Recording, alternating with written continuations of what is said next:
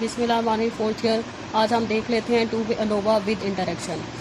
आपने पहले पढ़ा था two way ANOVA without interaction. ठीक है, टू वे अनोवा में दो टेक्निक्स होती हैं, एक होता है विदाउट इंटरेक्शन से, एक होता है विद इंटरेक्शन से। विदाउट इंटरेक्शन में जस्ट आपकी रोज़ एंड कॉलम्स होती हैं और उसको आप रोज़ एंड कॉलम्स के सम ऑफ स्क्वायर्स निकाल के आप इसको सॉल्व करते हैं। और इसका आपने विदाउट इंटरेक्शन का आपने प्रूफ भी देखा था सम ऑफ स्क्वायर्स का। तो आज हम पढ़ेंगे two way ANOVA with interaction और इसका हम सम ऑफ स्क्वायर का प्रूफ भी देखेंगे। तो ये विद इंटरेक्शन का ये सम ऑफ स्क्वायर का प्रूफ है, तो ये इंपॉर्टेंट प्रूफ है, ये पेपर में आपके आता है।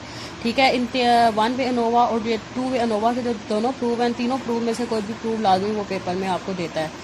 तो इसमें आपने क्या प्रूफ करना है, ये जो ये टर्म है ये आपकी टोटल सम ऑफ स्क्वायर की है, ये टर्म आपकी कॉलम सम ऑफ स्क्वायर्स की है, ये टर्म आपकी रो सम ऑफ स्क्वायर की है और ये टर्म आपकी इंटरेक्शन सम ऑफ स्क्वायर। आई का मतलब है इंटरेक्शन सम ऑफ स्क्वायर और ये आपकी टर्म है एरर सम ऑफ स्क्वायर। ठीक है, तो इसमें आपने क्या करना है, ये जो आपकी एक्स आई जे के माइनस एक्स बार ट्रिपल डॉट इसमें आपने ऐड करना है एक्स बार आई डबल डॉट को, एक्स बार डॉट जे डॉट को, एक्स बार आई जे डॉट को और एक्स बार ट्रिपल डॉट को आपने इसमें ऐड भी करना है और सब्ट्रैक्ट भी करना है। फिर आपने इसी में से आपने इनकी टर्म्स बना लेनी है। ठीक है, तीन टर्म्स, ये 4 टर्म्स आपकी बन जाएंगी। ठीक है, इनको अरेंज करके आपने लिखना है, अरेंज करके इनकी 4 टर्म्स बना लेनी है। फिर आपने इसमें क्या करना है, स्केलिंग और समीशन अप्लाई करना है दोनों साइड्स पे। ठीक है, तो इसमें अब आपके 3 समीशन आएंगे। फिर एक आएगा आई इज इक्वल टू 1 से R, J is equal to 1 से सी और के इज इक्वल टू 1 से एन। ठीक है, ये आपके 3 समीशन के इसमें साइन आएंगे, समीशन और स्केलिंग अप्लाई करें। तो जब आप इस टर्म में स्केलिंग अप्लाई करेंगे, जो आपके 6 क्रॉस प्रोडक्ट्स होंगे वो आपके 0 हो जाएंगे। तो अब अगले में आप क्या करेंगे, नेक्स्ट स्टेप में जो आपका आई था और जो आपका समीशन आई था और जो समीशन एन था, उसकी जगह आपने समीशन के था उसकी जगह आपने आर एन लिख देना है और summation J as it is रहेगा। और इसमें क्या करेंगे, इस टर्म में आपने समीशन जे की जगह आपने सी लिख देना है और समीशन के की जगह आपने एन लिख देना है और summation I as it is रहेगा। और इस टर्म में आपने समीशन के की जगह एन लिखना है और summation I summation J as it is रहेगा। ठीक है, और ये टर्म एज इट इज़ रहेगी। तो अब आपका ये क्या बन गया, टोटल सम ऑफ स्क्वायर, ये आपकी क्या बन गई, कॉलम सम ऑफ स्क्वायर, ये आपका क्या बन गया, रो सम ऑफ स्क्वायर, ये इंटरेक्शन सम ऑफ स्क्वायर और ये एरर सम ऑफ स्क्वायर। ये आपका प्रूव हो गया, छोटा सा प्रूव है। अब हम इसकी हाइपोथेसिस देख लेते हैं। जो आप विद इंटरेक्शन सब करेंगे टू वे अनोवा, इसके 3 नल हाइपोथेसिस बनेंगे। एच नॉट प्राइम का बनेगा कि all column means are equal, कि आपके जितने भी कॉलम हैं उसके मीन्स इक्वल हैं। एच नॉट डबल प्राइम क्या बनेगा, और रोज मीन आर इक्वल, जितने भी आपके रो के मीन्स हैं वो क्या होंगे, इक्वल होंगे। एच नॉट ट्रिपल प्राइम क्या होगा कि there is no interaction between column and row, column और रो के बीच में कोई इंटरेक्शन नहीं है, मतलब उनके बीच में कोई रिलेशन नहीं है। एच वन प्राइम क्या होगा कि all column means are not equal. H one double prime all rows means are not equal. और H one triple prime there is interaction between column and row. ठीक है, H ये क्या बता रहा है कि देयर इज नो इंटरेक्शन और ये क्या बता रहा है, there is interaction between column and rows. Second step आपका है इसमें अल्फा आप 0.05 लेंगे। थर्ड स्टेप आपका टेस्ट स्टैटिस्टिक्स।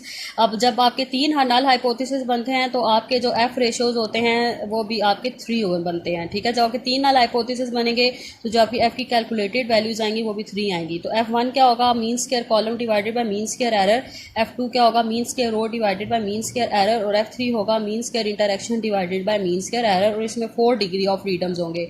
V1 होगा C-1, V2 होगा R-1, V3 होगा R-1 C-1 और V4 होगा RCN-1। ये अभी जब हम न्यूमेरिकल करेंगे तो उसमें मैं आपको बताऊंगी, R तो रोज हैं और C आपकी कॉलम्स हैं और N आपके नंबर्स हैं। मैं आपको बताऊंगी कि N क्या होगा। तो 4th स्टेप में कैलकुलेशन, तो CF का ये फार्मूला आप लगाएंगे, T ट्रिपल डॉट का whole square divided by RCN, total sum of square summation I summation J summation K X I J K square minus CF, column sum of square summation J dot का whole square divided by RN minus CF, row sum of square summation I double dot का square divided by CN minus CF। और interaction sum of square का ये formula है, summation I summation J dot का square divided by N minus summation I double dot का square divided by CN minus summation J dot का square divided by RN और plus CF। ठीक है, और एरर सम ऑफ स्क्वायर है total sum of square minus column sum of square minus row sum of square minus interaction sum of square. और फिर इसमें आप अनोवा टेबल बनाएंगे। अनोवा टेबल की जनरलाइज्ड फॉर्म है, सोर्स ऑफ वेरिएशन में आप लिखेंगे कॉलम, रो, इंटरेक्शन, एरर और टोटल। और कॉलम का जो डिग्री ऑफ फ्रीडम है वो C-1, रो का degree of freedom R-1, interaction का degree of freedom C-1 R-1 और एरर का डिग्री ऑफ फ्रीडम होगा RCN-1 और टोटल का डिग्री ऑफ फ्रीडम होगा RCN-1। ये हमारा V1 है, ये V2, ये V3 और ये हमारा V4। तो जो आपने ये फार्मूले लिखे हैं वो आप इस कॉलम में सारे फार्मूले लिख रहे हैं सम ऑफ स्क्वायर के। तो इसको हम कहेंगे SSC, इसको हम कहेंगे SSR, ये SSI और ये आपका SSE और ये आपका SST। मीन स्क्वायर एरर क्या होगा कि SSC divided by C-1। Mean square R क्या होगा SSR divided by R-1। Mean square I क्या होगा SSI divided by C-1 R-1 और MSE क्या होगा SSE डिवाइडेड बाय RCN-1। अब F1 कैसे निकलेगा? Mean square column divided by mean square error. F2 होगा mean square row divided by mean square error और F3 होगा mean square interaction divided by mean square error. 3 आपकी F की calculated values आएंगी। इसी तरह आपकी 3 F की टेबुलेटेड वैल्यूज आप निकालेंगे। F alpha V1 V4, F alpha V2 V4 और F अल्फ़ा V3 V4। आपने F1 को इसके साथ कंपेयर करना है, F2 को इसके साथ कंपेयर करना है और F3 को आपने इसके साथ कंपेयर करना है। जब आप F1 को इसके साथ कंपेयर करेंगे आप इसमें कॉलम के रिजल्ट्स को बताएंगे। F2 को जब आप इसके साथ कंपेयर करेंगे इसमें आप रो के रिजल्ट्स को बताएंगे और F3 को जब आप इसके साथ कंपेयर करेंगे इसमें आप इंटरेक्शन का बताएंगे कि कॉलम और रो के बीच में इंटरेक्शन है या नहीं है। तो अब हम इसका एक न्यूमेरिकल देख लेते हैं। तो जब आप विद इंटरेक्शन से करेंगे तो विद इंटरेक्शन का इस तरह का आपका टेबल होता है, ठीक है।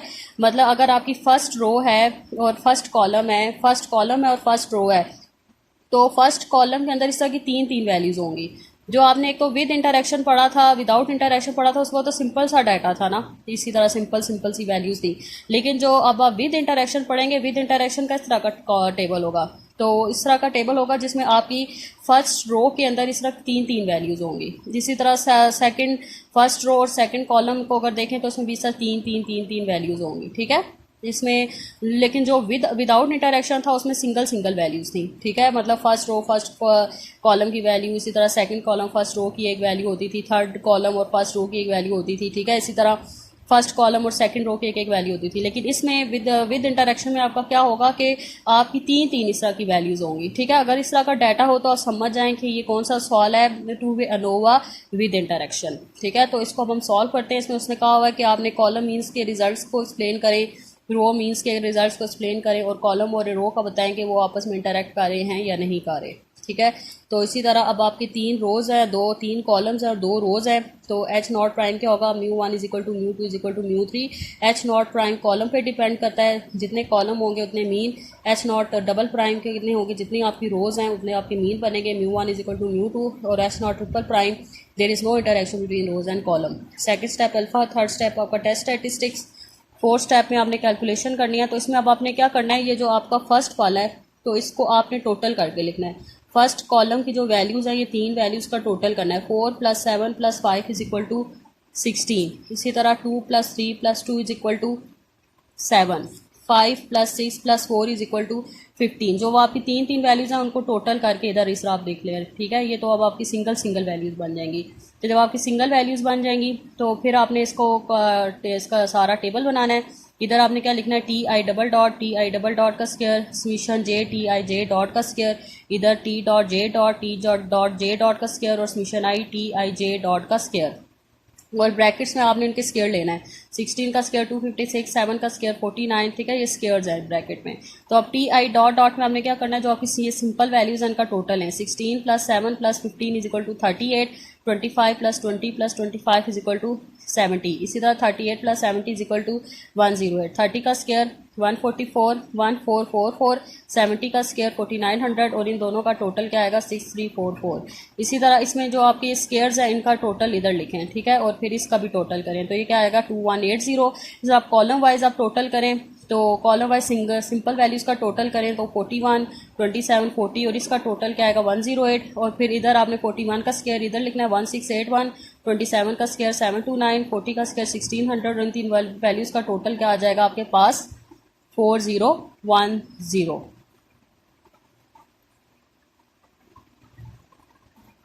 ठीक है क्लास। अब आपने क्या करना है, समीशन इसमें आपने जो स्क्वायर्स हैं इन स्क्वायर्स का आप टोटल करके या ये स्क्वायर्स का इधर टोटल करके लिखें और फिर इसका भी टोटल करें। तो अगर आप देखें इस तरह कॉलम वाइज और रो वाइज जो आपका टोटल है वो आपका सेम है। तो अब आप CF निकालें। इसमें जो है रोज़ आपकी 2 हैं, कॉलम्स आपकी 3 हैं और n भी आपका 3 है, क्योंकि ये वाली वैल्यूज़ हैं, जो एक कॉलम के अंदर जितनी भी वैल्यूज़ हैं ये आपका n होता है। तो एक कॉलम और एक रो में इस तरह आपकी कितनी वैल्यूज़ है 1 2 3, तो ये आपका क्या होगा n। अगर 2 वैल्यूज़ होंगी तो n 2 होगा, अगर 4 वैल्यूज़ होंगी तो n 4 होगा। तो अभी आपकी रो 2 है, कॉलम भी 3 है और n क्या होगा 3 हो गया। तो सी एफ क्या होगा, ये सी एफ हो गया 108, ये सी एफ टी ये जो 1088 है ये टी डॉट डॉट है। तो 108 का whole square divided by R C N क्या होगा 2 मल्टीप्लाई बाय 3 मल्टीप्लाई बाय 3 18। तो इसको सॉल्व करें, सी एफ आ जाएगा। टोटल सम ऑफ स्क्वायर में आपने क्या करना है, जो आपका जो ओरिजिनल डाटा है, इस ओरिजिनल डाटा का यहाँ से लेकर जहाँ तक का सबका स्क्वायर लेकर सम करें। तो वो क्या आएगा आपका, सबका 4 से लेकर 17 का स्क्वायर लें और उसको सी एफ से माइनस करें तो टोटल सम ऑफ स्क्वायर आ जाएगा। फिर आप कॉलम एस एस निकालें, समीशन जे डॉट का square divided by R N. तो ये वाली वैल्यू है 6 3 ये वाली टी डॉट जे डॉट का होल स्क्वायर की सम की वैल्यू क्या है 4010 और आर एन क्या होगा 6 होगा और सी एल से माइनस करें तो column sum of square row sum of square की ये वैल्यू है 6344 और उसको डिवाइड करें 9 पे, क्योंकि सी एन क्या बनेगा, कॉलम आपके क्या है 3 और एन भी क्या है 3 3 3 9 और सी एल से माइनस करें तो रो सम ऑफ स्क्वायर क्या आ जाएगा 56.84।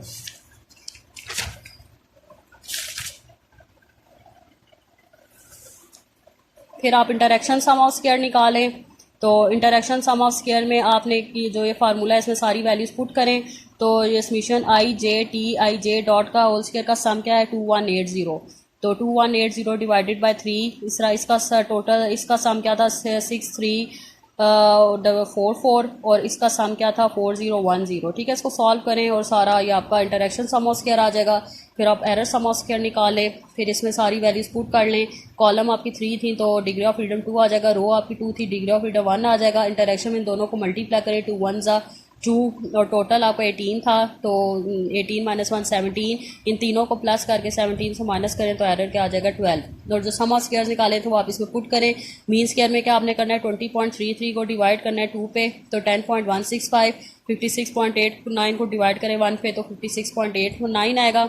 1.45 को डिवाइड करें 2 पे तो आएगा 0.725। इसी तरह 17.33 को डिवाइड करें 12 पे तो क्या आएगा 1.444। इसी तरह अब आपने F1 निकालना है तो 10.165 को डिवाइड आपने करना है 1.44 पे तो वैल्यू आएगी F1 7.04। इसी तरह F2 आएगा आपका 39.40 और F3 आएगा 0.50। अब आप तीन जिस तरह आपकी कैलकुलेटेड वैल्यूज़ आ गई इसी तरह 3 टैबुलेटेड वैल्यूज़ निकालें। 2 को 12 के साथ देखें, 1 को 12 के साथ देखें और 2 को 12 के साथ देखें। ठीक है, अब आप इसको कंपेयर करें कॉलम्स के लिए। इस 7.04 और 3.88 को कंपेयर करें फॉर कॉलम।